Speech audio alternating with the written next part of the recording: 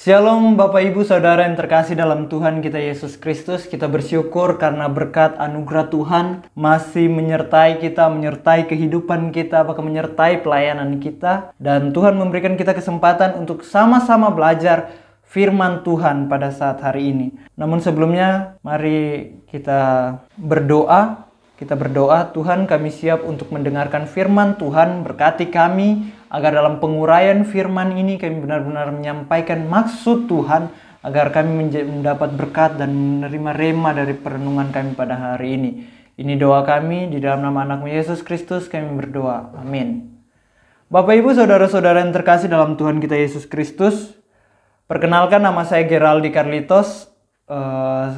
Saya mahasiswa Sekolah Tinggi Sola Gracia Indonesia, STT Sola Gracia Indonesia, asal saya dari Kota Palu. Ya, Bapak Ibu Saudara-saudara yang terkasih dalam Tuhan kita Yesus Kristus, pernahkah Bapak Ibu berpikir bahwa setiap hal yang terjadi dalam kehidupan kita memiliki sebab? Atau pernahkah Bapak Ibu berpikir bahwa apa yang saya alami merupakan buah dari perbuatan saya? Apa yang terjadi dalam hidup saya merupakan dampak dari apa yang saya lakukan? Pernahkah Bapak Ibu berpikir demikian ketika dalam satu permasalahan? Jika Bapak Ibu pernah berpikir demikian, itu adalah hal yang baik. Bagaimana kita mengintrospeksi diri kita.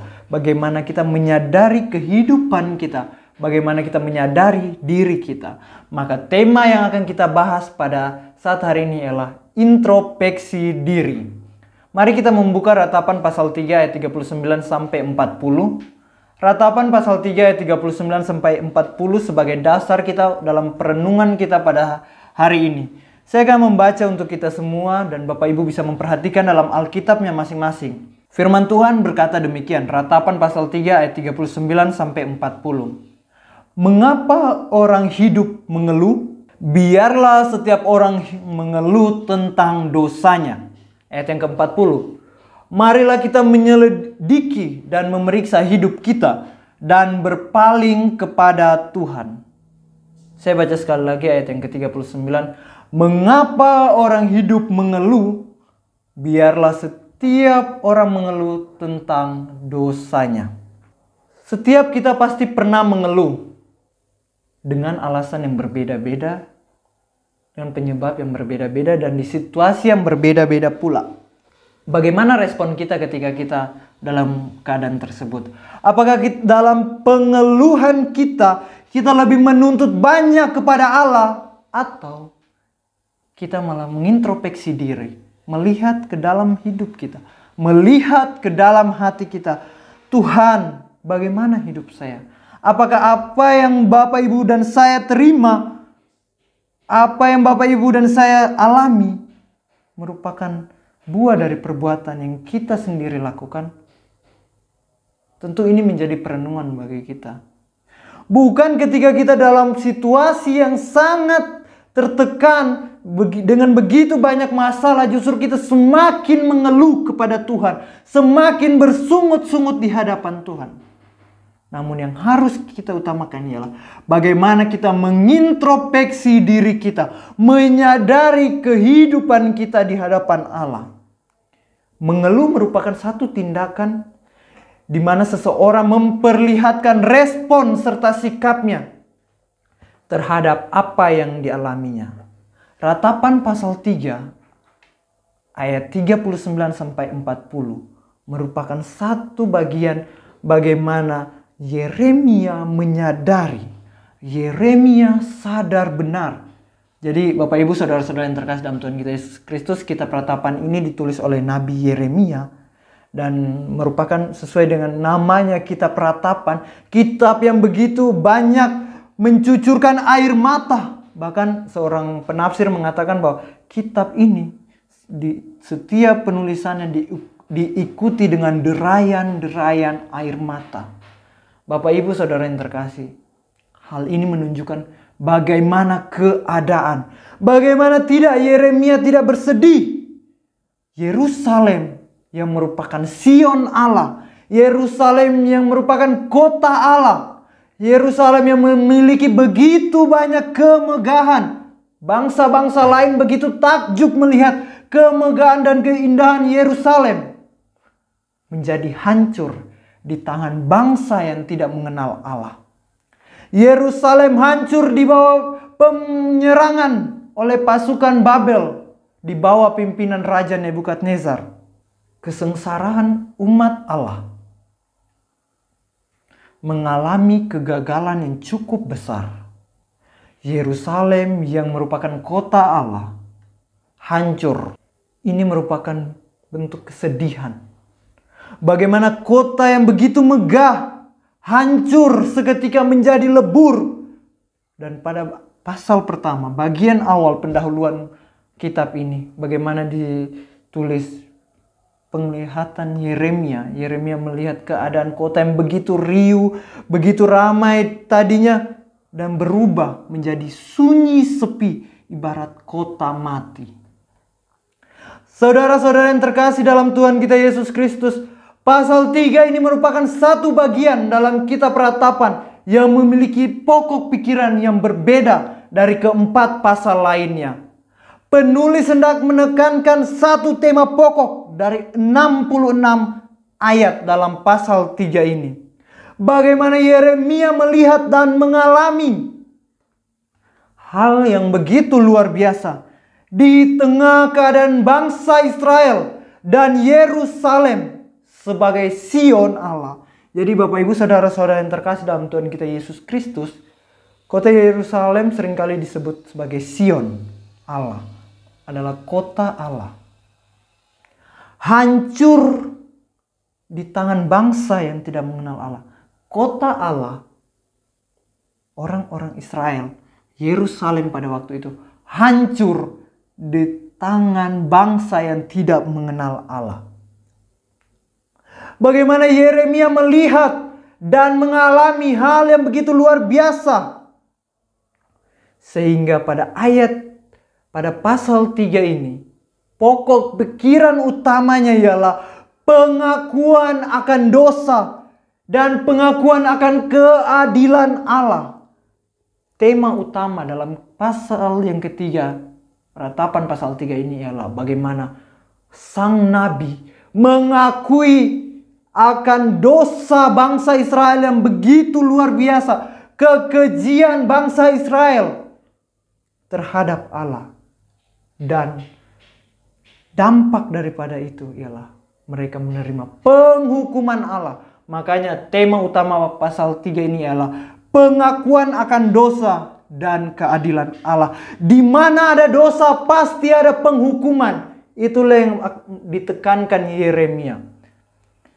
Bapak Ibu Saudara, jika kita melihat Ratapan pasal 3 ini di ayat pertama menggambarkan mengenai hukuman Allah atas bangsa-bangsa yang tidak setia. Murka Allah dikonotasikan sebagai penghukuman atas kelalaian umat Allah yang menyimpang dari ketetapan Allah.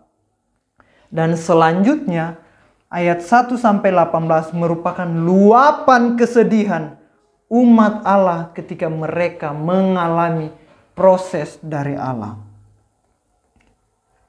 Bapak Ibu Saudara, jika kita melihat alur pasal ini, maka kita akan kaget bagaimana pada pendahuluan kitab ini dimulai dengan pengeluhan, keputusasaan, serta kesedihan umat Allah atas peristiwa yang mereka alami.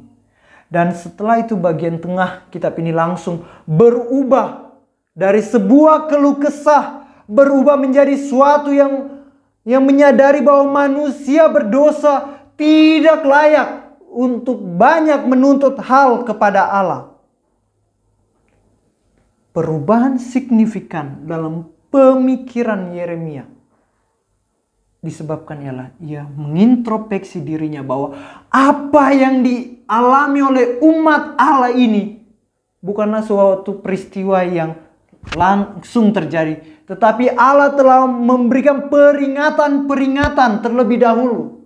Namun bangsa Israel tidak mengindahkan peringatan Allah tersebut. Dan di mana ada dosa, maka di situ ada penghukuman. Saudara-saudara yang terkasih Bapak Ibu, ayat 39 merupakan satu pertanyaan yang begitu luar biasa. pertanyaan retoris yang dilontarkan oleh seseorang yang awalnya seolah-olah mempersalahkan Allah dalam setiap hal apa yang terjadi. Yeremia seolah-olah mempersalahkan Allah. Namun setelah itu ia sadar bahwa apa yang dihadapinya, apa yang dialaminya merupakan dampak daripada dosa. Makanya pada ayat 39b itu mengatakan bahwa biarlah orang mengeluh karena dosanya. Sangat penting. Jangan pernah mengeluh kepada Tuhan hanya karena masalah-masalah sepele yang kita hadapi. Namun dosa yang begitu serius, kita tidak pernah menyadarinya. Introspeksi diri. Seseorang yang sadar akan dirinya, sadar akan kedudukannya, pasti akan tahu siapa sebenarnya dirinya sendiri. Maka Bapak Ibu Saudara, semakin kita mengenal Allah, semakin juga kita mengenal siapa kita sebenarnya. Semakin kita mengenal Allah, semakin kita tahu kehidupan kita. Siapa kita? Manusia yang berdosa ini. Kita tahu siapa diri kita, maka kita tidak akan menuntut banyak daripada Allah. Hanya orang yang tidak sadar diri, yang begitu banyak mempersalahkan Allah atas setiap apa yang ia alami, atas setiap proses kehidupan yang ia alami. Baru saja mengalami pencobaan yang kecil, masalah yang kecil, sudah mengeluh di hadapan Tuhan. Tuhan, kenapa saya? Tuhan, kenapa harus saya menerima ini? Kenapa ini terjadi kepada saya? Tanpa kita pernah menyadari bahwa ada yang jauh lebih bermasalah, dosa yang tidak pernah kita bawa di hadapan Tuhan. Kita seolah-olah lupa akan dosa yang kita perbuat. Bapak Ibu Saudara yang terkasih dalam Tuhan kita Yesus Kristus, mengapa kita harus mengeluh hanya karena persoalan duniawi saja? Sangat lucu jika kita hanya mempermasalahkan masalah-masalah yang seharusnya bukan masalah, mengeluhkan hal-hal yang seharusnya tidak perlu kita keluhkan di hadapan Tuhan. Kita hanya mengeluh karena apa yang terjadi dalam diri kita, tanpa kita sadar bahwa ada yang jauh lebih penting, yaitu dosa yang ada dalam diri kita. Satu yang saya mau tekankan, bahwa dosa bukan hanya sebuah penyakit biasa yang memerlukan treatment dan terapi khusus dalam penyembuhannya. Dalam dunia modern saat ini, konsep dosa seolah-olah berubah.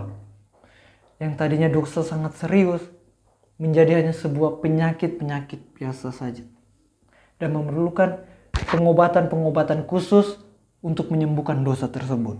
Namun Bapak Ibu, saya mau tegaskan bahwa dosa bukan hanya sebuah penyakit yang memerlukan terapi-terapi khusus untuk penyembuhannya. Tetapi dosa sifatnya sangat serius.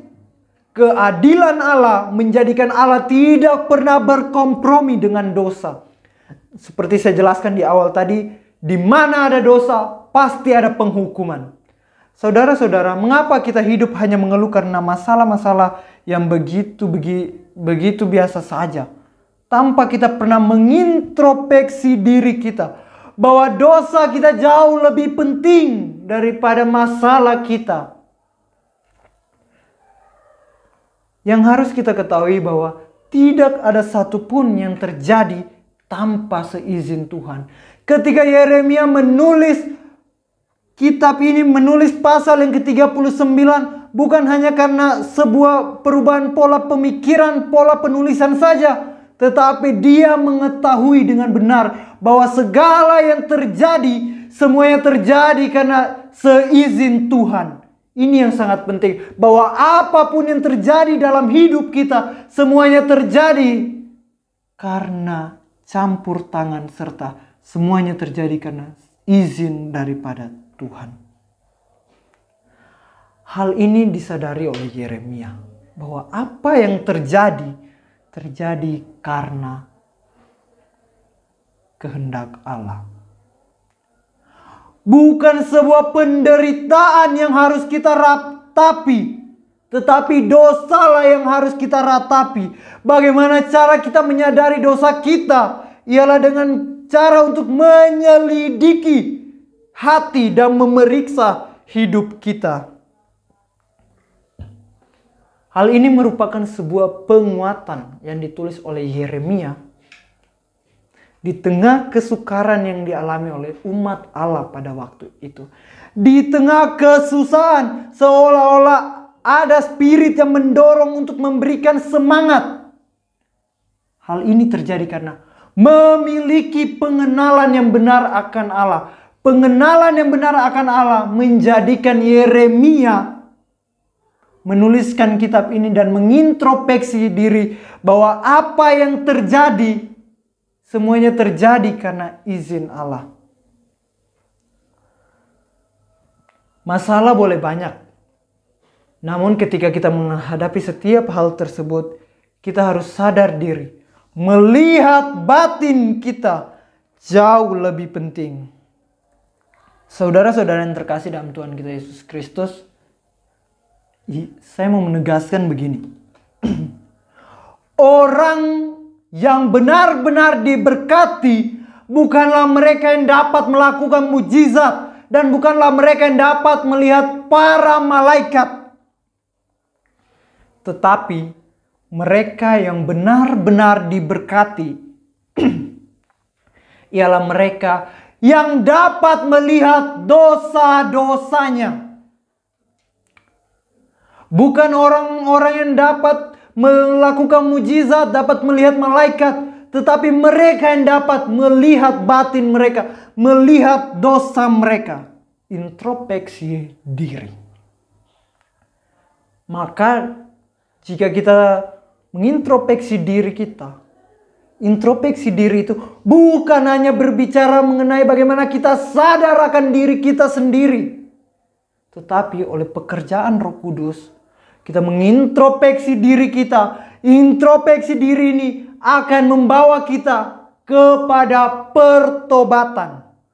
Jadi introspeksi diri, jika kita hanya menyadari hidup kita tanpa ada pertobatan, itu juga adalah satu omong kosong. Makanya Bapak Ibu, saudara-saudara yang terkasih dalam Tuhan kita Yesus Kristus, jika kita telah sadar siapa kita sebenarnya, siapa kita di hadapan Allah, maka kita harus bertobat sungguh-sungguh ke jalan yang benar, kepada Allah, memandang sang firman tersebut.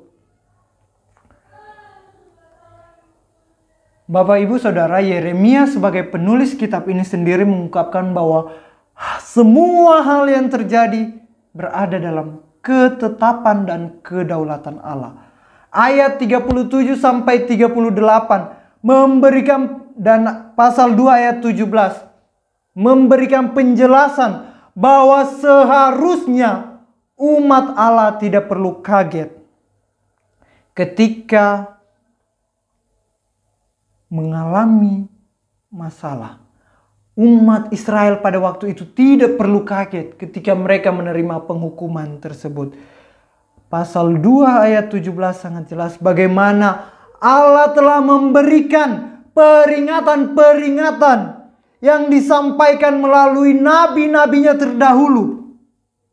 Bahwa inti berita yang disampaikan para nabi ialah ketaatan akan membawa berkat-berkat Allah, dan sebaliknya ketidaktaatan akan membawa kutuk dan murka Allah. Namun dari pernyataan ini ada catatan yang harus saya berikan agar Bapak Ibu tidak salah mengartikan bahwa ketaatan akan membawa berkat-berkat dan sebaliknya ketidaktaatan akan membawa murka Allah. Kita tidak bisa memakai pernyataan ini dalam semua konteks, namun kita harus melihat konteks bagaimana masalah itu terjadi. Saya memberi contoh Ayub. Ayub dihukum Allah. Ayub menerima masalah bukan karena dia tidak taat kepada Allah, namun karena Allah mau menguji ketaatannya. Namun perhatikan endingnya bagaimana. Ayub mendapat 2 kali lipat. Makanya itu ketaatan membawa pada berkat-berkat Allah. Saudara-saudara yang terkasih dan mengasihi Tuhan Yesus Kristus, marilah kita menyelidiki hati kita benar-benar. Apakah kita sudah mengintrospeksi diri kita? Atau masihkah kita mengeluh hanya karena masalah-masalah yang sepele saja? Mari keluhkan dosa kita kepada Tuhan. Mari kita mengintrospeksi diri kita dan bertobat kepada Allah. Dan mari kita mengangkat hati dan tangan kita kepada Allah. Hanya tertuju kepada Allah saja. Amin untuk kebenaran firman Tuhan. Kita berdoa. Kami bersyukur untuk firman Tuhan yang boleh kami dengar walaupun singkat. Kami boleh belajar bagaimana kami harus mengintrospeksi diri kami sebagai manusia yang hidup di bumi ini. Orang percaya yang masih begitu banyak kesalahan dan kelalaian kami. Kami menyerahkan hidup kami hanya kepada Tuhan. Ini doa kami, berkati lembaga Persekutuan Pembawa Shalom dan bahkan seluruh jemaat Tuhan yang menyaksikan tayangan YouTube ini. Di dalam nama anak Yesus Kristus kami berdoa. Amin. Amin.